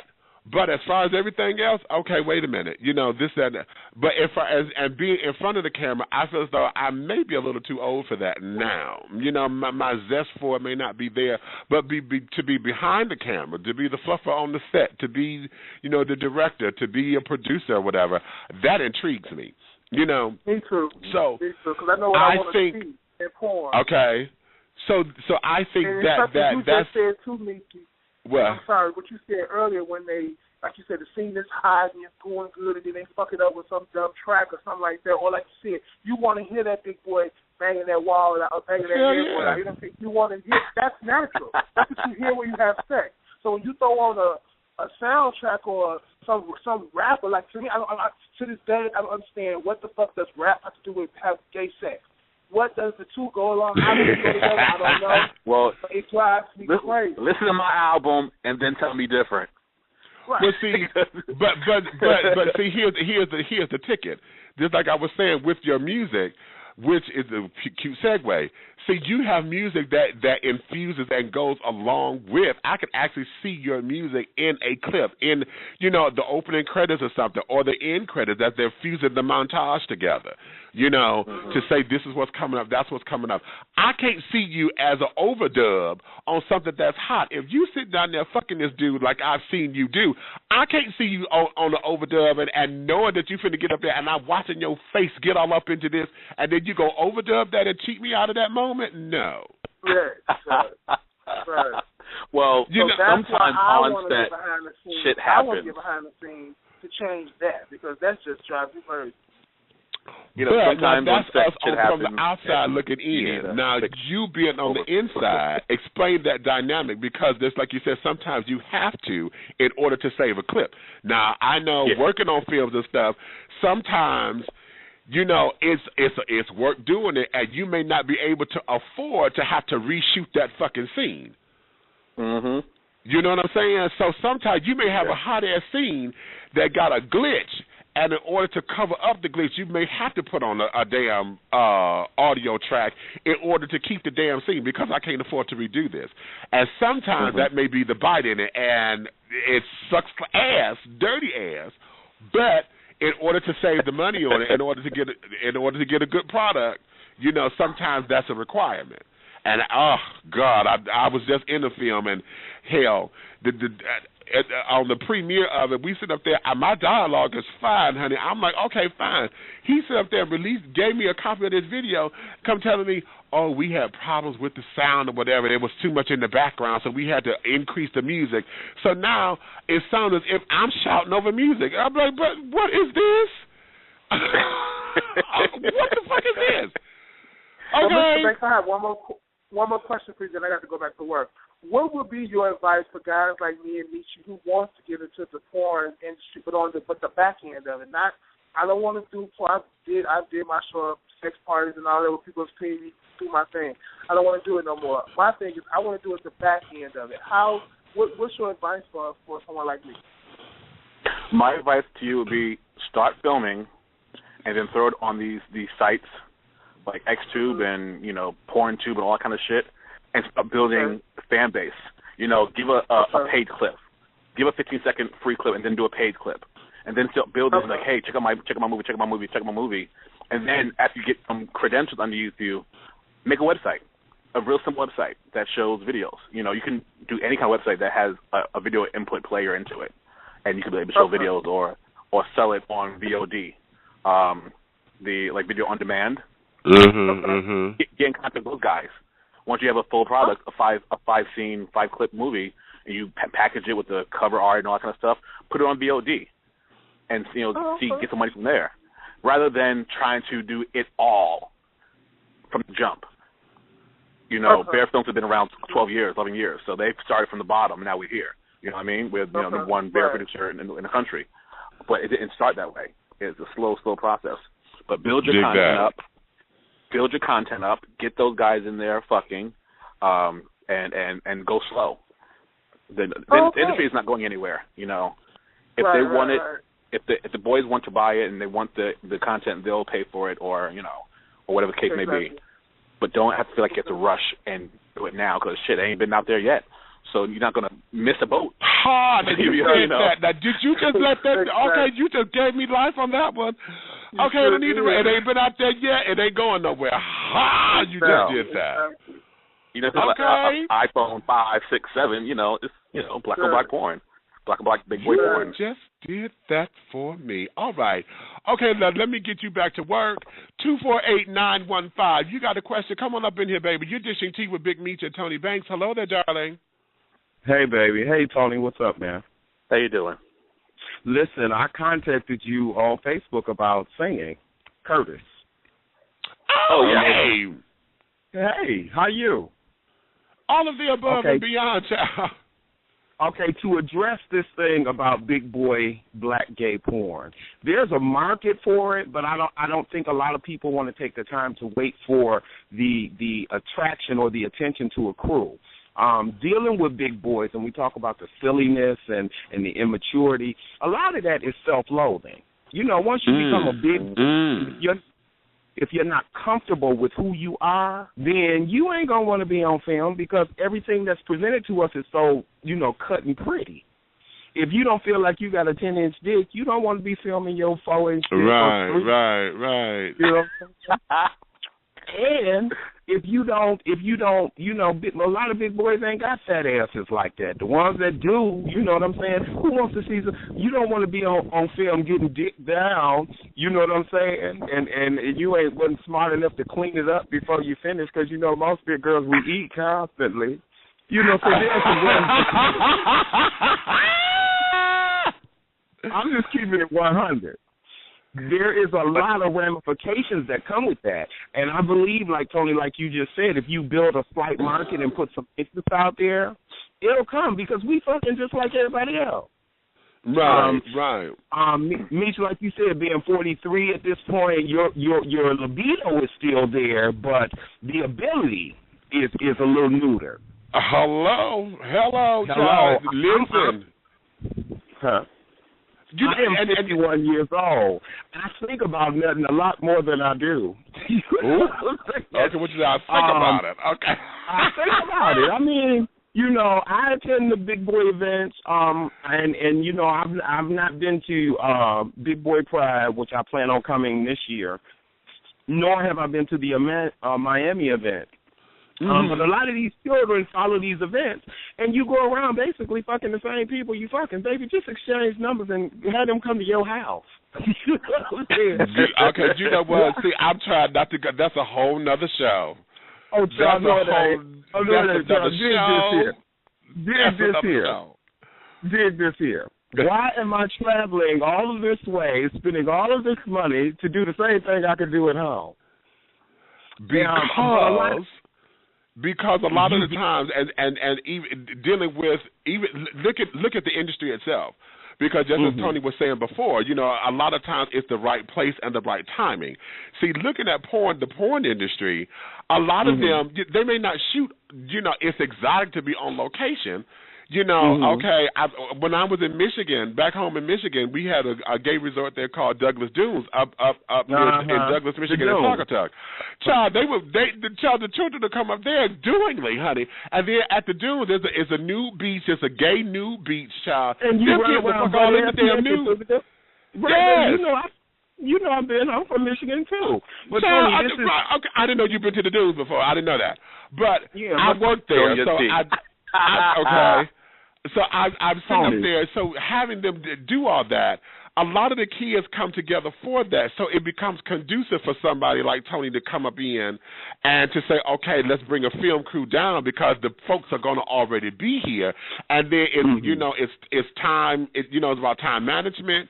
It's all about making sure it's cost effective or whatever because it's easier for us to just come there than for us to sit up there and pay for a hotel for you, get your bitch ass up here on the plane, and then we done brought you all the way out here. Then you sit up there and say, oh, I can't, bitch. I done spent all this goddamn money. No, you ain't. You better do something. You know what I'm saying? No, baby. You're gonna send me your work some type of vision of your work before you get there. I mean, you're gonna do certain screening things. But again, I think it is about the insecurities of the big boy. You know, a lot of us can come together in venues like that where it's a lot of other big boys and feel secure because comparing size. Oh, I ain't as big as he is, so I know I'm gonna get some dick. Well, here's the thing, and Tony, you help me to understand this because a lot of the events. Now, you know, let me not take away from the concept of them because they are there to promote the brotherhood. When BBP come out of another organization, you know, as it all started because the founder of it got his life. He was able to be comfortable with his shirt off for the first time around a bunch of guys. So it was able to create the brotherhood there to say, okay, you know what, this is something that's sustainable.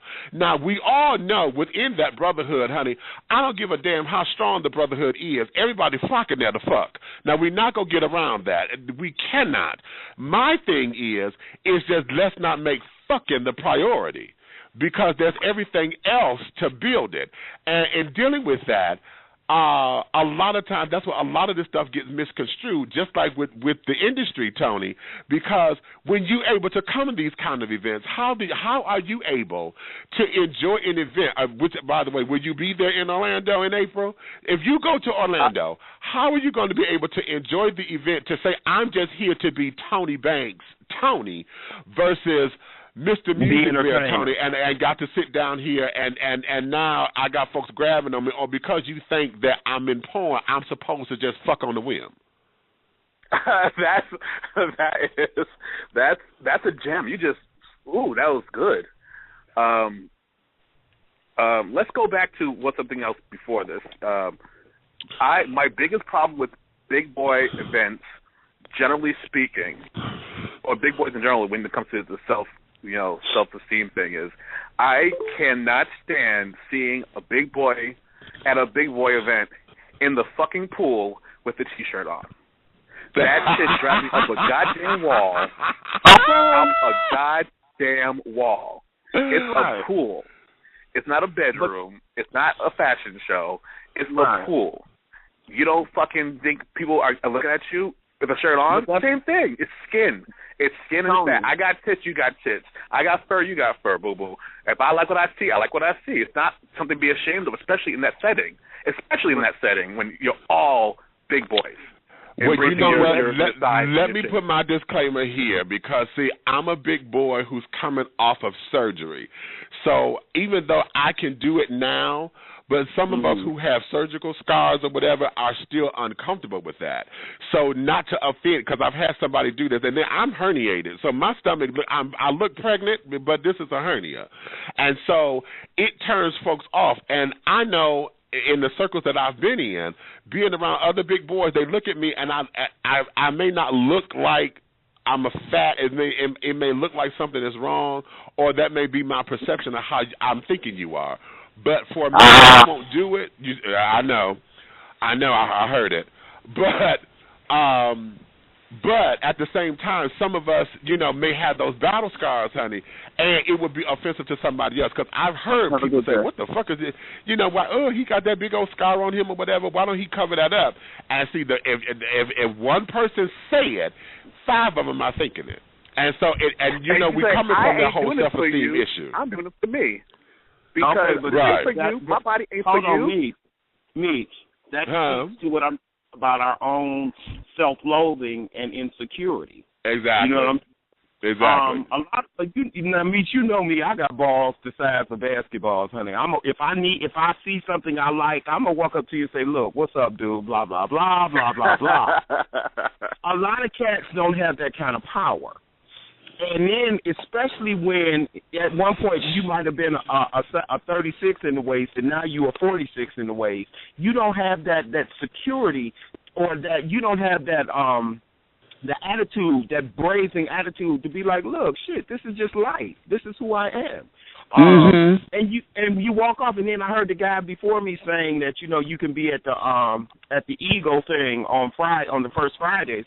And the guys don't say nothing to you. Well, the reason you talk to the white guys because they're the ones that come up and talk to you. Exactly. The brothers look at you, and then you see them looking at you like a Happy Meal, but they ain't got no money to order nothing. Either that or they shade you. Now, you and I have been there on several occasions, and if I were not talking to you, then, it would be strangers, those who are there for the first time, whatever, that I end up having a conversation with. Everybody else, honey, who are the regulars, child, we do a, hey, girl, how you doing? Talk, oh, the weather is nice. Oh, it's cute out here. Oh, this is a real cute organization. And oh, this nice. And then it's shutterbys or whatever. Okay, see you later, girl, bye. So whatever that is, I don't know. But the whole idea of the brotherhood itself speaks to a lot of the internalized racism that we have, or why we can't see this on film. And then you get folks like Tony, who has now become the poster child for African-American bears in porn. Between you and Ali, y'all the only two faces that we have of significance in this arena. You know what I'm saying? Tony, and I think I personally owe everything I have to Ali stepping forward and doing it first. When I first started exploring my sexuality and being in a magazine, he was the one who was like, "You should come and do porn. Come do this film with me, blah, blah, blah." And I just couldn't have the means to do it at that point. But he was always very supportive of me, and I love him to death. I call him the grandfather of the bear. The grandfather. You better work me for that. Okay, but I got to meet him. God, I want to meet him because, I really would love to be in his company personally. I'd like to say this to you. With you being so out and being so visible in the community, everybody and their mama wants to gauge what a big guy in porn should look like or be like. But you're so many other things than just magazines and video. I mean, with your singing career, you got your hands in a lot of things, but a lot of your fan base, do they even know that about you? So no, you're going into my see, questions, right? The one piece, and like you said earlier, I'm on Facebook all the time. Like, hey, how you doing? I'm cool. How you doing? You got a picture? Can I see your dick? Like, really? That's your first thing you want to talk to me about? Exactly. See my dick? Exactly. You know, it's not like I promote myself as a porn star. Like, I'm not throwing pictures on Facebook and throwing it out there all the time. Like, hey, check me out in my new video or check my pictures out. I'm just talking about social issues and check out my music, blah blah blah. You want to come to me with, hey, how you doing? You're cute. Can I get a dick pic? There are 10,000 dick pics online of me. Like, don't ask me for a dick pic. Do your research. Go out there and find one. And you know what? I'm attracted to your face and your look. Out of all of the things that you talk about, the only thing of yours I follow is your music. Well, thank you. I'm not looking at. I mean, it's not that I'm not attracted to you like that. I just don't look at you. I'm not looking for that, baby. If I don't ever fuck again, please believe I've had my share. So I would like to find out where your mind and your heart is. This ain't about going to bed. You know what I'm saying? A lot of cats, and that's all they want, and then that's a turn off too. Baby, all you want to do is lick me or stick me. What the fuck? Exactly. Exactly. And ain't nobody saying what's your status. I was pretty great to loop that in too, as far as being in the business and this, that, and the other, and dealing with that, because now you're behind the scenes. All right, wait a minute. This thing just gave me.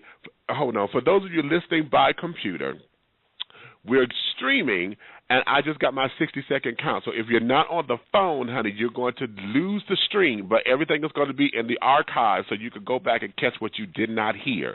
So let me say thank you now, and then you'll come back and get everything else, because I got a couple more questions, because we got to talk about where he's going to be this weekend, because he's going to be here in town performing with the big dogs for their website launch. He's going to be here, so we'll talk about that in a minute. So if you're streaming, you just come back into the archives to get everything else. Okay, so I wanted to get that out the way.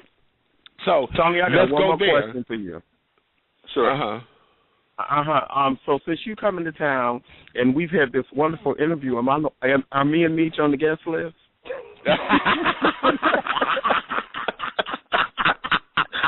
I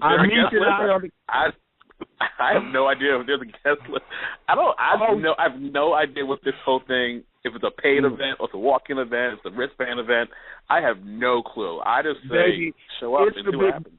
It's the big dogs. Trust me, there'll be a fee. Well, okay. I don't know. So whatever. I mean, if there's a guest list, are we on it? If I can get anybody on, you guys will be it. Thank you, darling. But we'll go there off the record, honey. Right now, we're still on the air.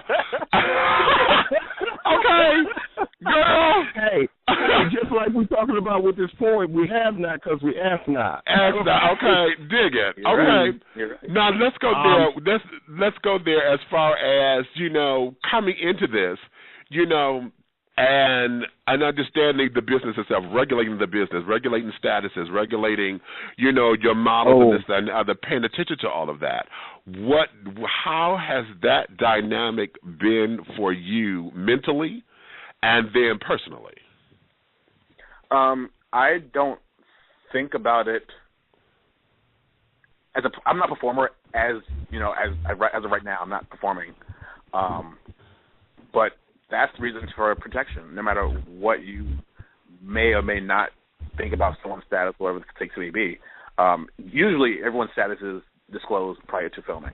Right. You talk to the model, you disclose status, but using condoms to prevent any kind of situation that might arise anyway. So if that's the scene we're going for, a condom-based scene, then that's not a problem. Now, if you're going for the bareback kind of scene, then you definitely want to disclose your status and be comfortable with what you are doing sexually as a, adult first before you even consider being a model.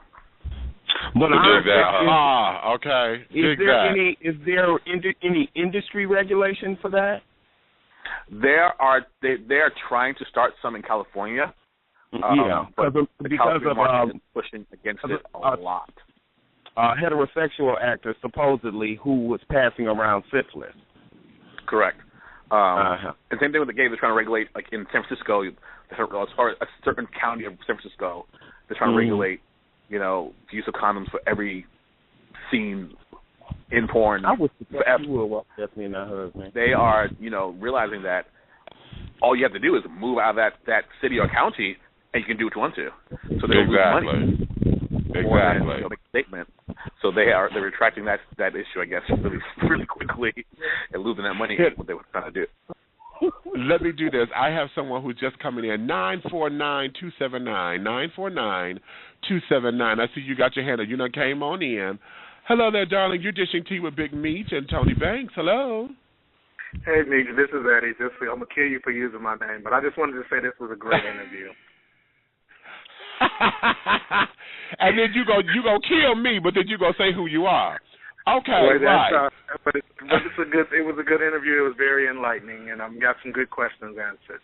And like as the other gentleman said, I'm really actually been into the music of it, but it's good to see a big guy doing things for else color, doing things for, you know, in porn, and people can accept it. Looking forward to seeing him this weekend and checking out the show. So thank you. All right. Well, cool beans. Cool beans. And I really want to meet you, just to say hey and see if the personality matches the picture. But based on this conversation, I'm sure it does. All right, Charlie. There's no other person besides me, so I'm just being myself. Let me ask you this: are you going? You know, are you leaving right after the event? Because maybe we can get together the next day and just really kick it. I am so busy with filming porn. My time for anything besides porn is very limited. I'm trying to free up a little bit of time, but you know the company's paying for this trip, so I got to make sure that they get their money's worth out of it as well. You're filming while you're here. You're filming while you're here. Oh yeah. You need a fluffer.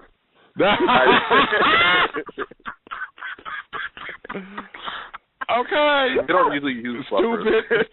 Stupid. Okay. You know, if we need fluffers, then your co-star isn't the right co-star for you. Wow. That's my mentality. Now, you know what? That's the best answer that I've heard, because I've asked that of Rockefeller. I've asked that of T.S. Madison. I've asked that of Flex. Those are the stars I've had on the show. And they always laugh at me, and I keep saying, oh, no, we don't need fluffers on the set, honey. And it's been a running joke. But that's the first time I got an answer to that question. If your co-star isn't doing it for you, then you find a co-star. That's interesting. Very interesting. Very, very. Now, here, let's go here. Let's go here because we're winding down.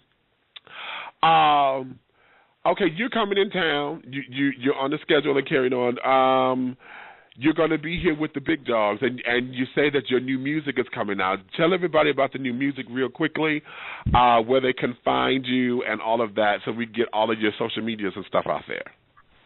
Okay, my new EP, Chocolate Cake, is directed. You know, my first EP, Biscuits and Beef Gravy, was more of a bear-related album.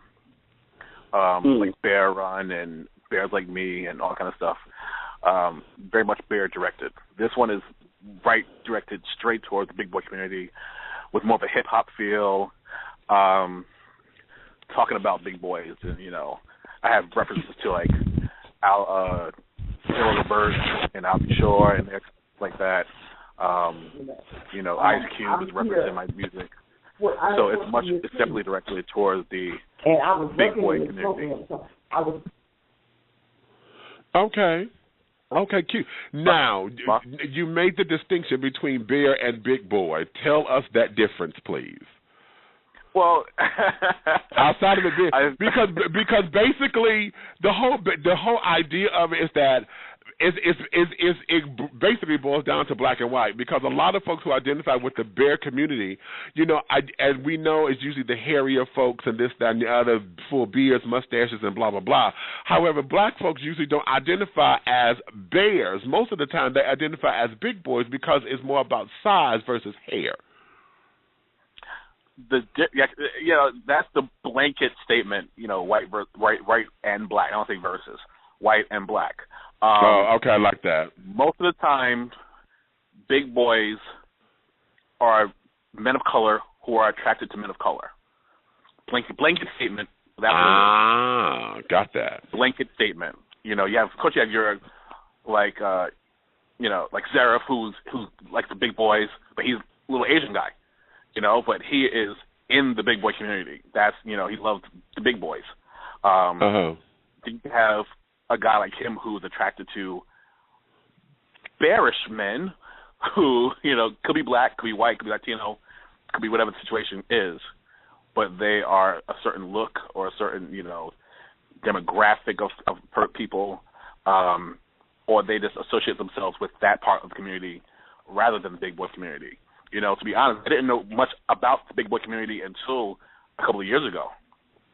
Oh, wow. Knowing about, the big boy pride and all that kind of stuff, trying to get into the industry from a producer standpoint in the music industry as a, musician and exploring all options of my music. I didn't really know about the big boy community because I didn't personally run in those circles. Because all the black guys I knew who even dated black guys still consider themselves bears. Because you have bear events, bear runs, bear bar events. You don't have endless big boy events, endless big boy meets and greets or clubs out there like you do for bears. You can go to any city, almost any city or state in the country and find a bear club. You cannot say the same thing for a big boy club because you sure can, exactly, because it's very underground. As a matter of fact, it's more like a fraternity of anything. They call each other big boys because we just hang because we all big, versus it being a Mirth and Girth or Motor City Bears or Tri-City Bears or whatever. I'm telling all of my Detroit shit. Okay. Exactly. But, instead of something that's been established like that, you are absolutely right. Okay. Yeah, Okay. And that's why people who are attracted to men of size can go to a bear event and see men of size. My first, I guess, glimpse of the big boy community was